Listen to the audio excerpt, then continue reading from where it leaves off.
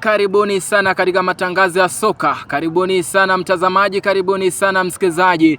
Naizungumzia klabu bingwa Ulaya, mechi babu kubwa usiku wa leo saa 4 usiku. Naizungumzia Barcelona kutokea Hispania dhidi ya Paris Saint-Germain kutokea Ufaransa.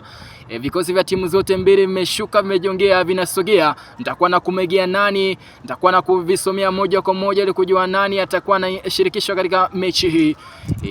Center referee anapuliza kipenga, anasema Dukdo Mwana Makori, tupe matangazo mbashara nami 66 basi nipo hapa kukupa matangazo mbashara. Anaanza nyuma kabisa Paul Kubasi, hao ni Barcelona. Anamtilia pasi maridadi Pedri katikati ya uwanja. Mwamba huyu chikichua kumtafuta Lamine Yamal. Amtilia pasi Marcus Rashford, au ni Barcelona. Rashford aganda na ile ngozi. Rashford chikichua kumtafuta Rafinha anafika kuchelewa, inatoka nje. Itakuwa ni mrusho kwa faida ya PSG.